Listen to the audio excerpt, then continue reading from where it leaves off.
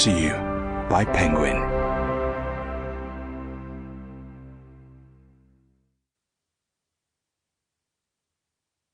The Predicament by William Boyd. Read by George Blagden. For Susan. Il y a d'abord l'histoire, puis l'histoire dans l'histoire, et ensuite une autre histoire, enfouie, à laquelle n'ont accès que de rares privilégiés. Jean-Baptiste Charbonneau. Avis de passage, 1957. There is the story, and then there is the story within the story. And then there is another story, buried, that only a select few are able to read. Prologue. Claverley, East Sussex, England, March 1963. Gabriel Dax looked out of his kitchen window over his back garden and saw the fox slink along the foot of the beech hedge. It was moving almost daintily, its dense brush holding a steady horizontal line. He noted the rich amber of its fur offset by the dark brown of the near-leafless hedge.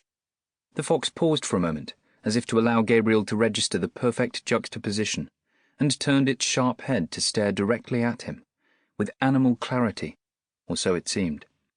Then it slipped through a gap and disappeared into the small oak wood that lay beyond the garden's border.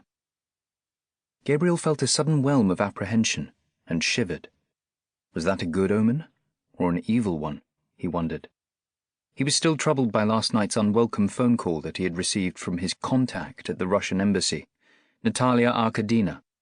She had requested a meeting, today, at the familiar place, the Café Matisse on the King's Road in Chelsea.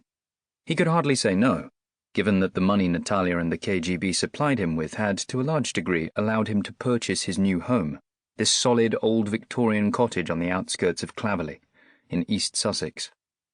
He knew Claverley, having visited the place twice during his long investigation into the cause of the fire at his childhood home that had killed his mother, a trauma that had haunted him for most of his life.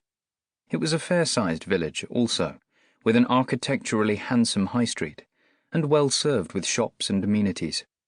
When he decided to leave London, East Sussex had seemed almost a natural choice, and Claverley, after some property sleuthing, duly delivered the ideal house.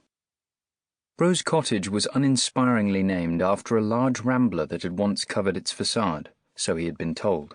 Now long gone, replaced by a clematis over the front door. It was a 2-story square-built ashlar house with a steeply pitched slate roof.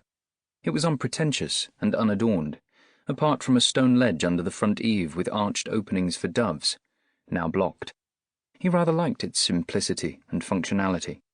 He had hoped that moving out of London might have put a symbolic distance between him and his various handlers, and the complications they brought to his life. No such luck. He stepped out through the kitchen door and wandered moodily into his garden. It was early and chilly, but there had been no frost. A heavy dew spangled on the lawn, and there was a blear, sulphurous morning light in the air, almost as if it were about to snow. He knew why he felt troubled, jangled somewhat. Natalia Arkadina's telephone call reminded him of his other unsought-for parallel existence, his life in the shadowy fringes of the espionage world. Try as he might, he couldn't pretend it didn't exist. What had Faith Green said to him when he tried to quit, tried to tell her that his connection with MI6 and the Institute of Developmental Studies was terminated? Nobody quits in this business, Gabriel.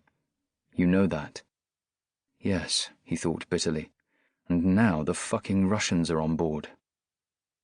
He fished in his pocket for his pack of gitane and lit a cigarette, making his way over to the chest-high rubble wall that bounded the side of the garden that was next to the lane.